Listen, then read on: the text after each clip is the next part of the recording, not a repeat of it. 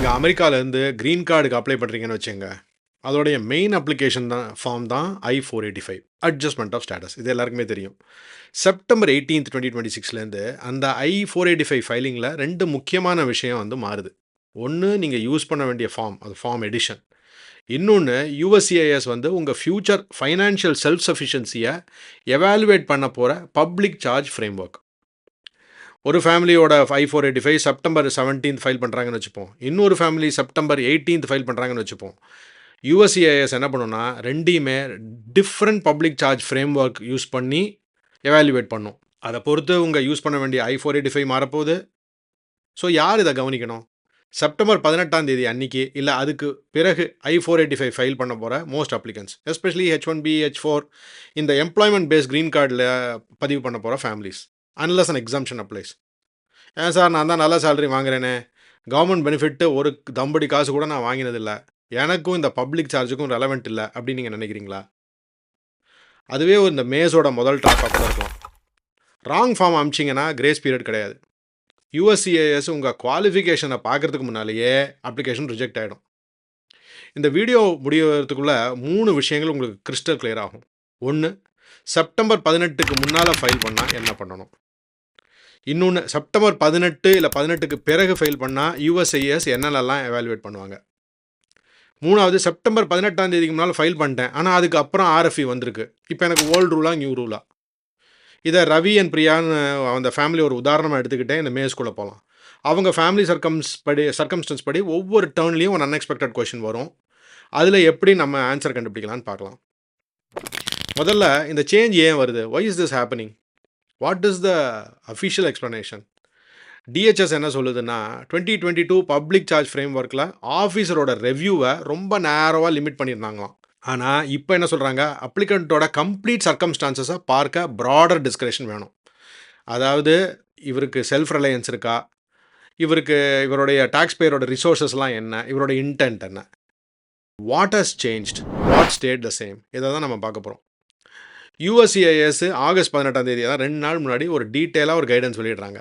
அதில் இந்த செப்டம்பர் 18, 2026 முதல்ல எஃபெக்டிவாக என்னென்ன பண்ண போகிறாங்க.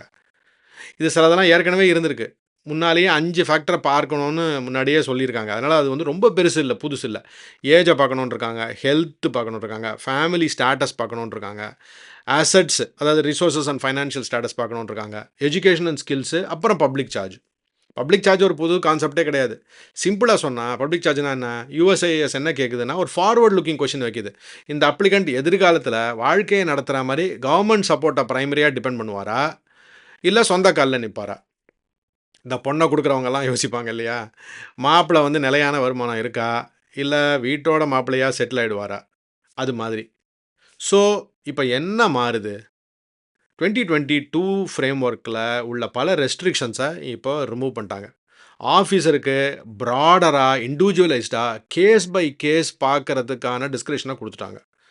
செப்டம்பர் 18 இல்லைனா அதுக்கு பிறகு இந்த அப்ளிகண்ட் மீன்ஸ் டெஸ்டட் பப்ளிக் பெனிஃபிட்டுக்கு அப்ளை பண்ணி அப்ரூவல் இல்லைனா சர்டிஃபிகேஷன் வாங்கியிருந்தா, இல்லை ரிசீவ் பண்ணியிருந்தா, அந்த மாதிரி ஒரு பெனிஃபிட்ஸ் ரிசீவ் பண்ணியிருந்தா பப்ளிக் சார்ஜ் உடைய ஃப்ரேம் ஒர்க்குள்ளே கன்சிடர் பண்ணலாம். அதை தவிரவே I-485 ஃபார்ம் மாறுதுன்னு முன்னாடியே சொல்லிட்டோம். மோஸ்ட் எம்ப்ளாய்மெண்ட் பேஸ்ட் I-485 அப்ளிகன்ஸுக்கு இந்த பப்ளிக் சார்ஜ் ரெவ்யூவுக்கு சப்ஜெக்ட் ஆவாங்க. ஈவன் ஆர்டினரி எம்ப்ளாயர் ஸ்பான்சர்ட் கேஸாக இருந்தால் கூட இது உண்டு. சில எக்ஸாம் கேட்டகரிஸ் இருக்குது, நம்ம அதுக்குள்ளே நம்ம போக வேண்டாம். ஸோ நம்மளோட கொஷின்ஸ் என்ன மைண்ட் வாய்ஸில், சார் USCISக்கு ஏன் ஜாபு, என்னோட டெட்டு, என்னோட ஹெல்த் இன்ஃபர்மேஷன்லாம் எப்படி சார் தெரியும்? அவங்க உங்கள் பேங்க் அக்கௌண்ட்டை சீக்கிரட்டாக ப்ரௌஸ் பண்ண போகிறதில்ல, அது கண்டிப்பாக நடக்காது.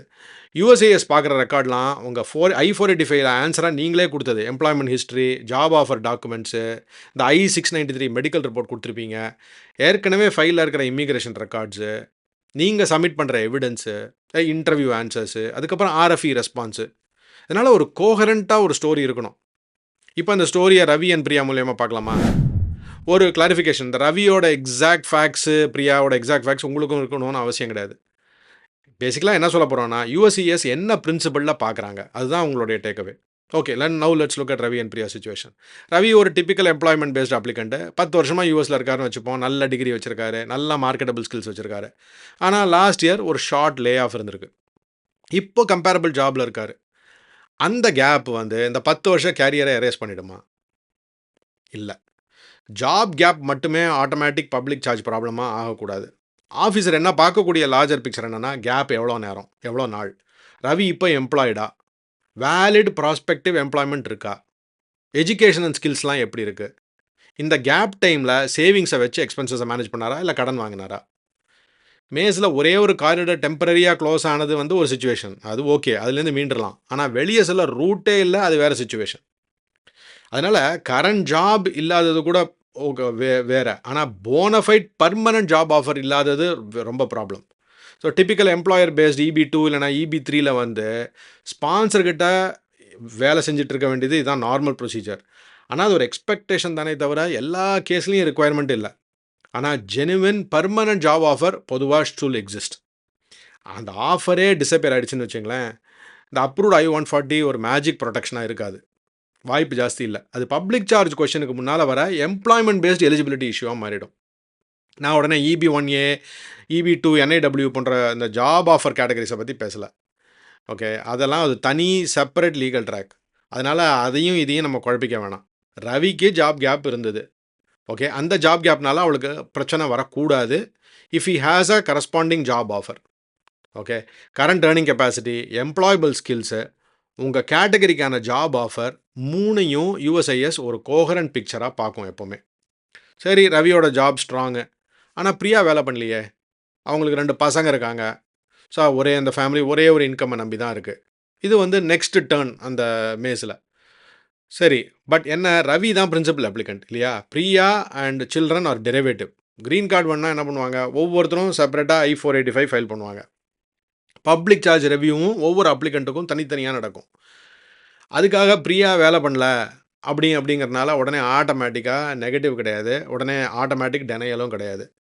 USCIS வந்து ஸ்பவுஸுக்கு பர்ஃபார்மன்ஸ் அப்ரைசல் நடத்தலை. ஓகேயா? Household income, assets and resources, இதெல்லாம் பிரியாவோட பிக்சருக்கு சப்போர்ட் தரும் இல்லையா? ஏன்னா ஹஸ்பண்டோட சம்பளத்தினால பிரியாவும் கூட இருப்பாங்க. குழந்தைங்களோட ஏஜ் காரணமாக ஏர்ன் பண்ண முடியாது. That is not even logical. அதனால இது ஒரு ஆட்டோமேட்டிக் ப்ராப்ளம் இல்லை. சார், அதனால் $150,000 இன்கம் இருக்குது, எம்ப்ளாயர் இன்சூரன்ஸ் இருக்குது, எமர்ஜென்சி சேவிங்ஸ் இருக்குது, மேனேஜபிள் மார்ட்கேஜ் இருக்குது, இதெல்லாம் ஒரு பிக்சர். ஆனால் இதே ஹவுஸ் ஹோல்டில் இன்கம் குறைவாக இருந்தது, டெட் அதிகமாக இருந்தது, இன்சூரன்ஸே கிடையாது, சேவிங்ஸோ ஒரு பஃபரே எதுவுமே இல்லை அப்படின்னா அது வேறு பிக்சர். அதனால் 150,000ங்கிறது ஒரு மேஜிக் நம்பர் இல்லை. Strong income is always helpful. ஆனால் யூனிவர்சல் சேஃப் ஹார்பர் சேலரி மட்டுமே கிடையாது. அதே மாதிரி மார்ட்கேஜ் இருந்தாலும் நெகட்டிவ் மார்க் கிடையாது. மார்ட்கேஜ் லயபிலிட்டி, ஹோம் எக்விட்டி கூட ஒரு அசட்டாக கூட மாறலாம் இல்லையா? சேவிங்ஸ் அண்ட் இன்வெஸ்ட்மெண்ட்ஸ் இருக்கலாம். The full equation matters. சரி, ஆவரேஜ் என்ஆர்ஐக்கு என்ன பிரச்சனைனா, அவாய்டபிள் ரிஸ்க் டெட் இருக்கிறது ஒரு பிரச்சனை கிடையாது. த நம்பர்ஸ் மேட்ச் ஆகாமல் இருக்கிறது தான். டேக்ஸ் ரிட்டர்னில் ஒரு இன்கம், I-485ல வேறு ரேஞ்சு, அந்த இன்கன்சிஸ்டன்சி அன்னெசரி கொஷின்ஸை உருவாக்கும். உங்கள் ஸ்பவுஸு வேலை பண்ணுறாங்களா வேலை பண்ணலையா அப்படிங்கிறது மட்டுமே பெரிய ஹெட்லைன் இல்லை, அதனால் உங்களை டார்கெட் பண்ண போகிறதில்ல. இந்த household size, okay, available resources, the farm to farm consistency, இதுதான் யூனிவர்சல் லெசன். சரி, இப்போ ஹெல்த் டேர்னை பார்ப்போம். இங்கே வந்து 2 மெடிக்கல் ஸ்டோரிஸ் எடுத்துக்கலாம், 2 கிளைக்கதைகள். ரவிக்கு ஒரு டயபெட்டிஸ் இருக்குதுன்னு வச்சுப்போமே, அது தவிர ரவியோட அம்மாவுக்கு அமெரிக்கன் ஹாஸ்பிட்டல் பில் இருக்குது. இது ரெண்டுமே ஒன்று கிடையாது. முதல்ல ரவியோட டயபெட்டிஸ் எடுத்துக்கலாம். சார், ஹிப்பான்னு இருக்கே சார், அதுதான் ரவியை ப்ரொடெக்ட் பண்ணுமே, இது எப்படி சார் USCISக்கு எப்படி தெரியும்? இது நல்ல கேள்வி. USCIS ரவியோட ரெகுலர் டாக்டர் போர்ட்டலை சீக்கிரட்டாக ஆக்சஸ் பண்ண முடியாது, அதனால் நீங்கள் அது பயப்பட வேணாம். ஆனால் I-485 அப்ளிகண்ட்டை இம்மிக்ரேஷன் அப்போ சொல்லும்போது மெடிக்கல் எக்ஸாமினேஷன் பண்ணோம் இல்லையா? I-693ல் சிவில் சர்ஜன் மெடிக்கல் ஹிஸ்ட்ரிலாம் கேட்டிருப்பார். அப்போது அந்த டயபெட்டிஸை அதர் கிளாஸ் B கண்டிஷனோட எக்ஸாம்பிளில் அது டயபெட்டிஸ் வருது. இங்கே ரவி ஷுட் பி ட்ரூத்ஃபுல், அப்படியே ஏமாற்றிட்டு போக முடியாது. சிவில் சர்ஜன் வந்து அந்த ரெலவெண்ட் ஃபைண்டிங்கை அந்த சீல்டு ஆன்வலப்பில் I-693ல் போட்டு USCISக்கு அனுப்பிச்சிடுவார். ஹிப்பா வந்து அன்ஆத்தரைஸ்டு டிஸ்க்ளோஷரில் இருந்தால் நம்மளை ப்ரொடெக்ட் பண்ணுது. ஆனால் ரிக்வயர்டு இமிக்ரேஷன் மெடிக்கல் எக்ஸாமில் ரெலவெண்ட் இன்ஃபர்மேஷனை மறைக்கிறதுக்கு பர்மிஷன் கொடுக்கல. இது கிளியராக தெரிஞ்சுங்க. அதே நேரத்தில் ரவியோட கம்ப்ளீட் லைஃப் டைம் மெடிக்கல் ரெக்கார்டை வந்து USCISக்கு ஆட்டோமேட்டிக்காக கிடைக்கவும் போகிறதில்ல, நீங்களாக சொல்ல வேண்டிய தேவையும் இல்லை. டயபெட்டிஸ் வரதுனால இது மெடிக்கலி அட்மிசிபிளா இல்லை. இதனால் தனியாக ஒரு ஹெல்த் ரிலேட்டட் அட்மிசிபிலிட்டி உருவாக்காது. இதோடைய ப்ராக்டிக்கல் எஃபெக்ட் மட்டும் ரெலவெண்ட்டாக இருக்கலாம். இந்த கண்டிஷன் வந்து அவருக்கு ரொம்ப சிவியராக இருக்குது, அவரால் வேலையே பார்க்க முடியாது. ட்ரீட்மெண்ட் காஸ்ட்டை மேனேஜ் பண்ணுறதுக்கு அவருக்கு எம்ப்ளாயர் இன்சூரன்ஸ் இருக்கா, இல்லை ஹெச்எஸ்ஏ இருக்கா, இல்லைன்னா அதர் ரிசோர்ஸஸ் இருக்கா, இது கண்ட்ரோல்டு டயபெட்டிஸ் தானா, அதனால் full time job, insurance and manageable cost, இது ஒரு பிக்சர். ஒர்க் பாதிப்பு, இன்சூரன்ஸே இல்லை, கண்டினியூயிங் ஹை காஸ்ட்டு, ரிசோர்ஸஸும் இல்லை, இது வேறு பிக்சர். கிளியர்? சரி, இப்போ ரவியோட அம்மாவையோ அப்பாவையோ எடுத்துக்கலாம். அவங்க அமெரிக்காவுக்கு விசிட் பண்ணும்போது அவங்களுக்கு ஒரு ஹாஸ்பிட்டலில் ஒரு ட்ரீட்மெண்ட் எடுக்கிறாங்க. பெரிய பில்லு வந்துடுச்சு. பில்லு வந்து அப்பா பேரில் இருக்குன்னு வச்சுப்போமே. இது ஆட்டோமேட்டிக்காக ரவியோட லைபிலிட்டியில் வராது. ஆனால் ரவி கேரண்டராக சைன் போட்டாரா, சட்டப்படி பேமெண்ட் ரெஸ்பான்சிபிலிட்டியை எடுத்துக்கிட்டாரா, பில்லு இல்லைனா கலெக்ஷன் அக்கௌண்ட்டு ரவியோட பேரில் இருக்கா, அப்படின்னா ரவியோட ஃபைனான்ஷியல் பிக்சர் ரொம்ப ரெலவெண்ட் ஆகலாம். பில்லு வந்து அப்பாவோடது, ரவி அக்கேஷனல் ஹெல்ப் மட்டும் பண்ணார்னா அப்பாவோட முழு டெட்டு ரவியோட டெட் ஆகிடாது. ஓகே, அதே மாதிரி அப்பாவோட டயக்னோசிஸும் ரவியோட ஹெல்த் ஃபேக்டருக்கும் பாதிப்பு கிடையாது. இந்த டிஸ்டிங்ஷன் ரியல் லைஃப்பில் ரொம்ப முக்கியம். Whose health, whose debt, whose legal responsibility. Diabetes இல்லைனா பேரண்ட்டோட மெடிக்கல் பில் உங்கள் வீட்டில் இல்லாமல் இருக்கலாம். இது எல்லாருக்கும் பொருந்தணும்னு அவசியம் இல்லை. ஆனால் இந்த மேஸ் ரூல் ஆர் இந்த ரூல் எல்லாருக்குமே சேம். அந்த ஃபேக்ட் இது அப்ளிகண்ட்டோடதா ரிலேட்டிவோடதா, இதோடைய ஃப்யூச்சர் ஃபைனான்ஷியல் எஃபெக்ட் என்ன, இந்த மூணையுமே செப்பரேட் பண்ணணும். ஓகே, இதுவும் கிளியர் பண்ணிட்டோம். இப்போ பப்ளிக் பெனிஃபிட் போவோம். ஆவரேஜ் என்ஆருக்கு இந்த இந்த பிரச்சனை ஜாஸ்தி வரக்கூடாது. So it should be very short answer. நான் தான் பெனிஃபிட் எதுவுமே வாங்கலையே, நான் தான் டீசன்ட் சேலரி வாங்குறேனே சார், கவர்மெண்ட் அசிஸ்டன்ஸ் எதுவுமே நான் வாங்கலையே, எனக்கு எதுக்கு சார், தேவையில்லை.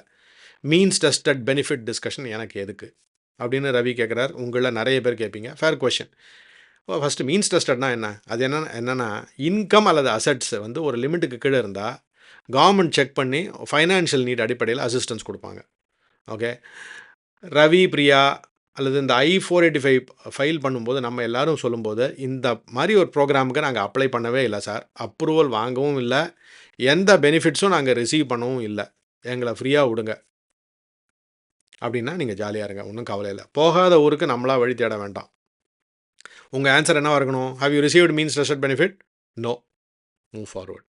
ஸோ ரவியோட ப்ராக்டிக்கல் ரிஸ்க் வந்து அவர் பெனிஃபிட் வாங்குறது கூட இல்லை, அவரோட ரியல் ரிஸ்க் வந்து wrong form, wrong date, inconsistent answers, அவ்வளோதான். சரி, இப்போ filing before and after September 18 என்னங்கிறத பார்ப்போம். பிஃபோர் September 18 பண்ணுறதா இருந்தால் 12025 எடிஷனை யூஸ் பண்ணுங்கள். Correct fee, signatures, I-693 all the டாக்குமெண்ட்ஸை கிளியராக வச்சுக்கோங்க. மெயிலிங் ப்ரூஃப் கம்ப்ளீட் காப்பி வச்சுக்கோங்க. அவசரமாக கம்ப்ளீட் பண்ணி இன்கம்ப்ளீட் பேக்கேஜ் அனுப்பிச்சிடாதீங்க. Properly filed and accepted is very important. Okay, அப்படின்னா உங்களுக்கு இந்த ஓல்டு ஃப்ரேம் ஒர்க் படி இதை அட்ஜூடிகேட் பண்ணுவாங்க. Whereas if you file after 9/18/26 ஃபார்மை யூஸ் பண்ணுங்கள். இந்த new financial benefit question and ஆன்சர்ஸை கிளியராக ஆன்சர் பண்ணுங்கள். எம்ப்ளாய்மெண்ட் இருக்கா, போனஃபைட் ப்ராஸ்பெக்டிவ் ஆஃபர் இருக்கா, இன்கம் அசட்ஸு, ஹெல்த் இன்சூரன்ஸு, இதெல்லாம் கன்சிஸ்டண்ட்டாக இருக்கட்டும். ஓல்டு ஃபார்ம் அமிச்சிட்டிங்கன்னா ரிஜெக்ஷன் ஆகிடும். ஓல்டு ஃபார்மை லேட்டாக அமிச்சாலும் ரிஜெக்ஷன், நியூ ஃபார்மை ஏர்லியாக அமிச்சாலும் ரிஜெக்ஷன். ஓகே, அதனால் அதில் கேர்ஃபுல்லாக இருங்க. எந்த ஃபார்முக்கு நீங்கள் ப்ராப்பராக ஃபில்அப் பண்ணணுமோ அதை பண்ணுங்கள். சரி, இப்போ ஆடியன்ஸுக்கு ஒரு பிக்கஸ்ட் கொஷின் இருக்கும். சார், நான் செப்டம்பர் 10 ஃபெயில் பண்ணிட்டேன், இது வரும்னு நினச்சி அடிச்சு பிடிச்சி முன்னாடி பண்ணிட்டேன், ஆனால் நவம்பரில் ஒரு RFI வந்திருக்கு, இப்போ என்ன சார்? ஒரு சின்ன கரெக்ஷன் என்னென்னா, இதை RFIன்னு சொல்கிறதில்ல USIS, இது வந்து ரிக்வெஸ்ட் ஃபார் எவிடன்ஸ் அப்படின்னு தான் சொல்கிறாங்க, RFE. ஓகேயா? சரி, இப்போ நம்ம ரவியோட கேஸே எடுத்துப்போமே. ரவி வந்து I-485 ஃபைல் பண்ணுறாரு. செப்டம்பர் 10 அடிச்சு பிடிச்சி ப்ராப்பராக ஃபைல் பண்ணிடுறாரு, அக்செப்டும் ஆகிடுது. நவம்பரில் USIS வந்து RFE அனுப்புது. ஏதோ அப்டேட்டட் எம்ப்ளாய்மெண்ட் லெட்டர்லையோ, பே ரெக்கார்ட்ஸ்லையோ, இல்லை ஃபைனான்ஷியலையோ ஏதோ ஒரு கிளாரிஃபிகேஷன் கேட்கலாம். ரவி வந்து டிசம்பரில் ரெஸ்பான்ஸ் அனுப்புகிறாரு. இப்போ இது நியூ ஃப்ரேம் ஒர்க்குக்கு இந்த கேஸ் மாறுமா? இதுதான் கேள்வி. இல்லை, originally properly filed I-485 filing date controls. RFE response வந்து ஒரு நியூ I-485 ஃபைலிங்குள்ளே வராது. அதே மாதிரி வந்து RFE வந்ததுனாலே ஆட்டோமேட்டிக் டேஞ்சர்னு ஒரு அர்த்தமும் பண்ணிக்க வேண்டாம். அது ஏதோ ஒரு கேப்போ, ஒரு இன்கன்சிஸ்டன்சியோ, ஒரு கிளாரிஃபையோ USCIS பண்ணுறாங்க. அதனால RFE வந்தப்புறம் பார்த்துக்கலான்னு வச்சு இன்கம்ப்ளீட்டாக ஃபைல் பண்ணிடாதீங்க. RFE வந்து கேரண்டீட் செகண்ட் சான்ஸ் இல்லை. சரி, இப்போ செப்டம்பர் 17 அடித்து பிடிச்சி பண்ணதில் ஏதோ ஒரு மிஸ்ஸிங் சிக்னேச்சர் இருக்குது, இல்லை ஃபீ தப்பு, அதனால் ரிஜெக்ட் ஆகிடுச்சு. செப்டம்பர் 20 திருப்பி ரீகரெக்ட் பண்ணி அனுப்புகிறீங்க அப்படின்னா செப்டம்பர் 20 ஃபைலிங் டேட் தான். USCIS முன்னால் என்ன அப்ளிகேஷன் கம்ப்ளீட்டட் அண்ட் அக்செப்டடாக இருக்கோ அப்படின்னா நியூ தான். New form, new framework. Speed எவ்வளோக்கு எவ்வளோ முக்கியமோ accepted filing date also matters more. ஓகேயா? ஸோ எனிவே செப்டம்பர் 18 சேஞ்சை இக்னோர் செய்ய வேண்டாம். ஏன்னா ரியல் ரிஸ்க் வந்து சார் நான் தான் பப்ளிக் சார்ஜ் இல்லையே, பெனிஃபிட்ஸ் எதுவும் வாங்கலையேன்னு மட்டும் நினைக்காதீங்க. ராங் ஃபார்மை யூஸ் பண்ணுறதுல ஒரு ப்ராப்ளம் இருக்கும். Defective filing, the job offer confusion, ஏதாவது ஹவுஸ் ஹோல்ட் நம்பர்ஸ் மேட்சோ, இல்லைனா ஹெல்த்தோ, இல்லைனா ஃபைனான்ஷியல் ஸ்டோரியோ மிஸ்அலைண்டாக இருக்காமல் கிளியராக இல்லாமல் இருக்கிறது. யூஎஸ்ஏஎஸ் ஒன்றும் பர்ஃபெக்ட் ஃபைனான்ஷியல் லைஃபை தேடுதுன்னு நினைக்காதீங்க. யாருக்குமே பர்ஃபெக்ட் ஃபைனான்ஷியல் லைஃப் இருக்காது. டோட்டாலிட்டி ஆஃப் சர்க்கம்ஸ்டான்சஸ் ஒரு கோஹரண்ட் பிக்சர் தான் முக்கியம். So this is not a panic alert, இது ஒரு ப்ரிப்பரேஷன் அலர்ட். இந்த வீடியோ உங்களுக்கு வந்து ஒரு கிளாரிட்டி கொடுத்துருந்தா செப்டம்பர் 18 அன்றைக்கி ஃபைல் பண்ண போகிற எல்லாருக்கும் இதை வந்து ஷேர் பண்ணி விடுங்க. உங்களோட பிக்கஸ்ட் கன்சர்ன் வந்து என்னது? ஜாப் கேப்பா, ஹெல்த்தா, இல்லை ஃபைலிங் டேட்டா, இல்லது ஆர்எஃப்இயா? கமெண்ட்ஸில் ஒரு வார்த்தை போடுங்க. எல்லாருக்குமே யூஸ்ஃபுல்லாக இருக்கும். க்ரீன் கார்டு கண்ணுக்கு முன்னாடி தெரியுது எல்லாருக்குமே இல்லையா? மேஸ் மாறிக்கிட்டே இருக்குது. எவ்ரிடே ஏதாவது ஒரு புதுசாக ஒரு கதை, ஒரு பூதம் கிளம்பிக்கிட்டே இருக்குது. ஆனால் கரெக்ட் மேப் இருந்தால் இந்த டர்ன் எதுவுமே ட்ராப் இல்லை. Go with confidence. Okay, see you in the next one. Keep listening to your mind voice.